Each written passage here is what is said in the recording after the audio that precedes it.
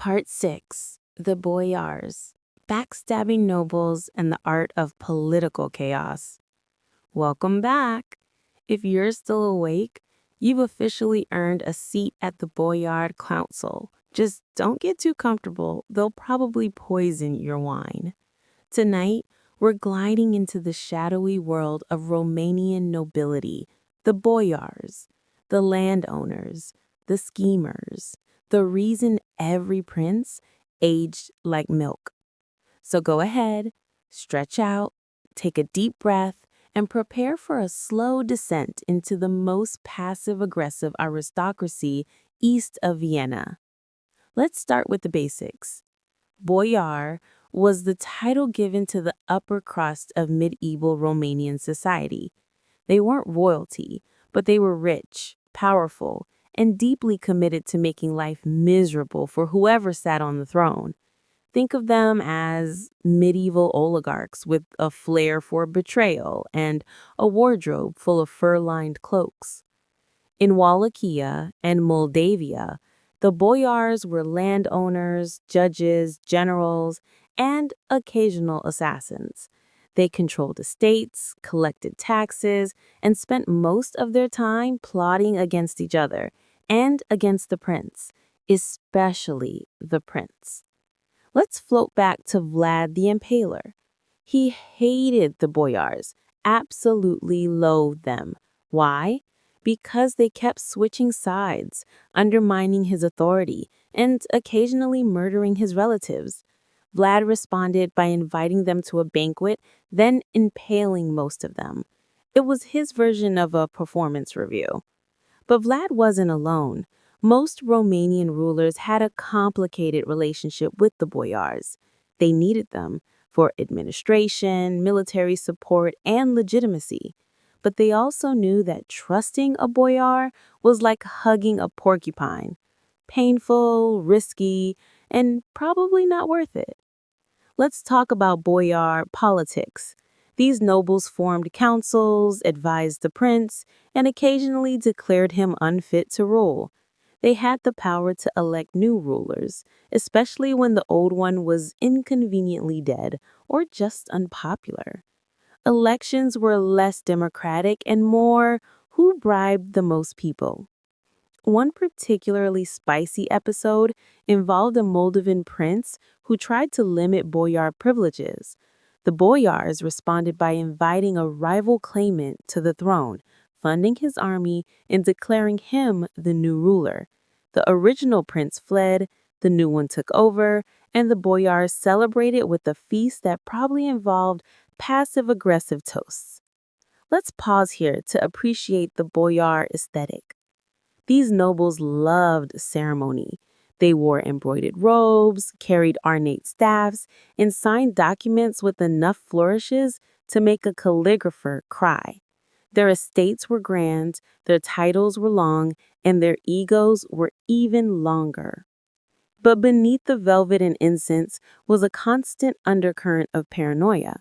Boyars spied on each other, formed secret alliances, and kept detailed records of who owed them favors.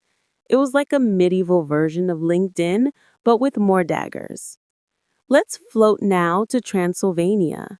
The boyars here were slightly different, more Germanic, more bureaucratic, and slightly less stabby. The Saxon nobility formed guilds, councils, and urban networks that made them powerful without needing to impale anyone. They preferred lawsuits to sword fights, which was considered very civilized. Still, Transylvanian politics weren't exactly peaceful. The Lees, another noble group, had their own privileges and their own grudges. They clashed with the Saxons, the Hungarians, and occasionally the prince. It was a delicate balance, held together by treaties, bribes, and the occasional strategic marriage. Let's talk about boyar families. These weren't just political units, they were dynasties. Names like Cantacuzino, Sturza, and Ghica echoed through centuries of Romanian history. These families married into royalty, funded monasteries, and occasionally switched sides when the wind changed. One particularly dramatic family, the Cantacuzenos, claimed descent from Byzantine emperors. Whether that was true or just a very ambitious PR campaign is unclear. But they used the claim to justify their influence, their wealth, and their tendency to act like they were the real rulers. Let's gently transition now to the boyar lifestyle. These nobles lived in fortified manors, surrounded by servants, guards, and the occasional hostage. They hosted banquets, sponsored poets, and commissioned icons, but they also kept private prisons, hired mercenaries, and maintained escape routes, just in case. Their relationship with the peasants was strange. Boyars collected taxes, demanded labor, and occasionally showed up to inspect their estates like disappointed landlords. Peasant revolts happened, of course, but they were usually crushed with a mix of military force and vague promises of reform. Let's float now to the Ottoman period. Under Ottoman suzerainty, the boyars gained even more power. The princes were weaker, the bureaucracy was bloated, and the boyars filled the vacuum. They became tax collectors, diplomats, and unofficial governors. Some even traveled to Istanbul to negotiate directly with the Sultan, because nothing says I'm important than skipping the prince entirely. But with great power came great dysfunction. Boyar councils became arenas for petty feuds, endless debates, and the kind of political maneuvering that made actual governance nearly impossible. Princes tried to assert control, but the boyars always found a loophole, a cousin, or a bribe. Let's talk about corruption. It was rampant. Boyars sold offices, manipulated cases, and skimmed off the top of every tax. The phrase justice was often followed by for a price. And if you wanted a promotion, you'd better have a gift basket ready, preferably filled with gold, wine, and a promise not to stab anyone for at least a week. Let's float now to the legacy.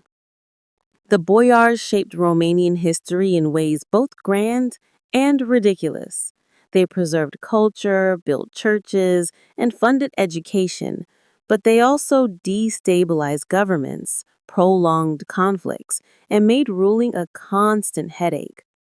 Their estates became museums, their names became street signs, and their reputation became a cautionary tale about what happens when nobles have too much power and not enough accountability. Part 7. Castles, Churches, and the Architecture of Anxiety. Hey, Dan. If you're still here, nestled under your blanket, and wondering how medieval buildings could possibly be stressful, welcome to the architectural portion of our bedtime descent. Tonight, we're floating through the stone, wood, and mortar of Romania's medieval landscape, where every tower had a story, every chapel had a political agenda, and every castle was basically a panic room with better views. So go ahead, stretch out, take a deep breath, and prepare for a slow descent into the most passive-aggressive aristocracy east of Vienna. Let's start with castles. Romanian castles weren't just homes, they were statements. Statements like, I'm rich, I'm paranoid, and I expect to be attacked by my cousin any day now. These fortresses were built on hills, cliffs, and occasionally in places so remote you need a mule, a map, and a strong sense of purpose to find them. Take Poneri Castle, for example. This was Vlad the Impaler's mountain hideaway, perched high above the Argus River. It was rebuilt by Vlad using forced labor, specifically boyars he didn't like. He made them haul stones up the mountain, which was his way of saying, thanks for the betrayal. The castle itself was small, steep, and designed for defense, not comfort. Think of it as the medieval version of a panic bunker with excellent altitude. Then there's Carvin Castle, also known as Honiati Castle. This one's in Transylvania, and it's the architectural equivalent of a flex. Built by John Honiati and expanded by his descendants. It has Gothic towers, Renaissance halls, and a bridge that looks like it should lead to a dragon's lair. It was part fortress, part palace, and part political theater. If you were invited to Carven Castle, it meant you were important or about to be imprisoned. Let's float now to the churches. Romanian churches in the medieval period were more than places of worship. They were symbols of legitimacy, tools of propaganda, and occasional storage units for royal guilt. Princes built churches to commemorate victories, atone for sins, and remind everyone that they were still in charge, even if they just lost half of their army. Stephen the Great was Vlad the particularly Impaler fond and the of this. delightfully dysfunctional house of Drăculești. Hey guys, tonight we begin with a tale of petty vengeance, endless betrayals, and one man's lifelong obsession with poking things on sticks. So go ahead, dim the lights, fluff your pillow, and settle in. We're heading to medieval Romania, where the forests were dark, the nobles were petty, and the family trees looked more like tangled vines strangling each other. This is the story of Wallachia, a place that sounds like it should be full of vampires and fog, and honestly, it kind of was. But before we get to Vlad the Impaler, our favorite pointy little prince, we need to understand the mess he was born into, because Vlad didn't just wake up one day and decide to impale half the population. No, he was raised in a royal blender of backstabbing boyars, Ottoman threats, Hungarian meddling, and a father who had all the warmth of a tax audit. Let's start with the basics. Wallachia was one of those medieval principalities that existed mostly to be fought over. It sat awkwardly between the Ottoman Empire and the Kingdom of Hungary, which meant it was constantly being squeezed like a political stress ball. The ruling family was the House of Basarab, which split into two rival branches, the Drăculești and the Dănești. If you're thinking, those sound like two cousins who hate each other, you're absolutely right. They spent centuries playing a violent game of musical thrones, with each side taking turns assassinating, exiling, or occasionally just ignoring each other. Enter Vlad II Dracul. Yes, Dracul, as in dragon, because he was a member of the Order of the Dragon, a fancy European club for nobles who liked crusading and wearing dramatic cloaks. Vlad II was the father of our main character, Vlad III, who would later earn the charming nickname Chepis, or the Impaler. But before Vlad Jr. could start his impaling hobby, Vlad Sr. had to survive the political minefield of Wallachia. Vlad II was ambitious. And by ambitious, I mean he switched allegiances more often than a medieval weather vane. One minute he was cozying up to the Hungarians, the next he was pledging loyalty to the Ottomans. He even sent two of his sons, Vlad III and Radu, to live as hostages in the Ottoman court, because nothing says Father of the Year than handing your children over to your enemies. Now, let's talk about those sons. Vlad III, the future impaler, was not exactly a cheerful child. He spent his formative years in Ottoman custody, which probably involved a lot of awkward dinners and passive-aggressive sword training. His younger brother, Radu, on the other hand, adapted quite well. He became close to Sultan Mehmed II, possibly very close, depending on which historians you ask. Radu was charming, diplomatic, and generally pleasant. Vlad was not. When Vlad finally returned to Wallachia, he was ready to claim the throne. Unfortunately, so was everyone else. The boyars, the local nobility, were like medieval influencers with too much power and not enough taste. They had a habit of switching sides, murdering princes, and throwing lavish parties while the countryside burned. Vlad didn't like them at all. So what did he do? Well, he started impaling people. A lot of people. Boyars, criminals, rival nobles, anyone who looked at him funny.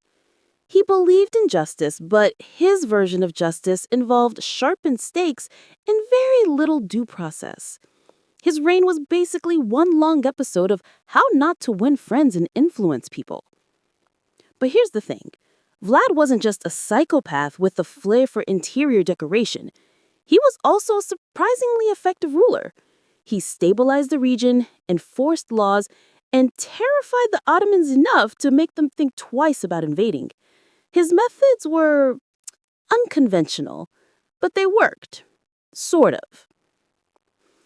Let's float over to another royal disaster. The Hungarian king who kept trying to control Wallachia like it was his personal chessboard. Matthias Corvinus, the king of Hungary, was one of those rulers who thought he was smarter than everyone else. He liked to meddle, manipulate, and occasionally imprison people who annoyed him. Vlad was one of those people. At one point, Matthias accused Vlad of treason and threw him in prison. Vlad spent years locked away, probably sharpening sticks in his spare time. Meanwhile, Radu, his charming Ottoman-friendly brother, was installed as Prince of Wallachia. Radu was popular with the boyars, which tells you everything you need to know about his priorities. Eventually, Vlad was released and given another shot at ruling. He returned to Wallachia like a man on a mission, which mostly involved more impaling. But by then, the political landscape had shifted. The Ottomans were stronger, the Hungarians were distracted, and Vlad's enemies were everywhere. His final reign was short, brutal, and ended with his death in battle, or possibly assassination. No one's quite sure. His head was reportedly sent to the Sultan in Constantinople because medieval diplomacy was nothing if not theatrical. And just like that, Vlad the Impaler became a legend. Not for his policies, not for his reforms, but for his ability to turn a forest into a gallery of human kebabs. Let's float now to the legacy. Vlad's reputation was complicated. In Romania, he's remembered as a national hero, a defender of the realm who stood up to foreign powers. In Western Europe, he became the inspiration for Count Dracula, thanks to Bram Stoker and a few overly dramatic travelogues. The truth is somewhere in between, a ruthless prince with a flair for punishment and a deeply dysfunctional family. And speaking of dysfunction, we're not done yet, because Wallachia wasn't the only Romanian region with royal drama. Next, we'll glide over to Transylvania, where the nobles were just as petty and the castles had even more drafty corridors. Stay tucked in, we're just getting started. Part 2, Transylvania's noble nonsense and the rise of the Hunyatis. Welcome back, sleepy scholars. If you're still awake after Vlad's impaling spree, congratulations! You've officially survived the first wave of Wallachian chaos. Now, let's gently drift northward into the misty hills of Transylvania. Yes, that Transylvania, the one with the spooky reputation, the pointy towers, and the nobles who were somehow even more dramatic than their southern neighbors. Tonight, we're diving into the tangled mess of Transylvanian politics in the 15th century, where everyone had a title, nobody had chill, and the Hunyadi family rose to power like a medieval soap opera with extra armor. So, Transylvania. Technically part of the Kingdom of Hungary, but with enough autonomy to cause problems. It was a multi-ethnic region, Romanians, Hungarians, Saxons, and Secules, all living in a delicate balance that mostly involved passive-aggressive land disputes and the occasional peasant revolt. The nobility here were a special breed. They loved Latin titles, long robes, and making decisions that would absolutely backfire within a decade. Enter John Hunyadi, or as the locals called him, Iancu de Hunyadora. He was a military commander, a political schemer, and the kind of guy who looked like he'd personally wrestle a bear just to prove a point. Hunyadi wasn't born into royalty. He clawed his way up through sheer force of will, battlefield charisma, and a suspicious number of conveniently timed deaths. His family was probably of Romanian origin, though Hungarian historians have spent centuries politely disagreeing about that. What we do know is that Hunyadi became the voivode of Transylvania, which is basically the regional boss with extra sword privileges. He was also the regent governor of Hungary, which meant he got to run the kingdom while the actual king was off being young, confused, and mostly irrelevant. Now, Hunyadi had one major obsession: stopping the Ottomans. He spent most of his career fighting them, planning to fight them, or yelling at other nobles for not fighting them hard enough. His campaigns were bold, bloody, and occasionally successful. He won a major victory at the Battle of Belgrade in 1456, which temporarily slowed the Ottoman advance and made him a national hero. But like all good medieval heroes, he died shortly after his greatest triumph, probably from the plague, because of course he did. Let's pause here to appreciate the irony. Hunyadi spent decades dodging swords, arrows, and political assassins, only to be taken out by a microscopic germ. Medieval life was nothing if not humbling. Now, Hunyadi had two sons, Ladislas and Matthias. Ladislas was the older, more impulsive one. Matthias was younger, smarter, and had the kind of face that looked like it had read every book in the monastery twice. After his father's death, Ladislas got into a feud with the royal court, which ended with him executing a rival noble and getting himself arrested. He was promptly beheaded, which was a very Hungarian way of saying you've gone too far. Matthias, meanwhile, was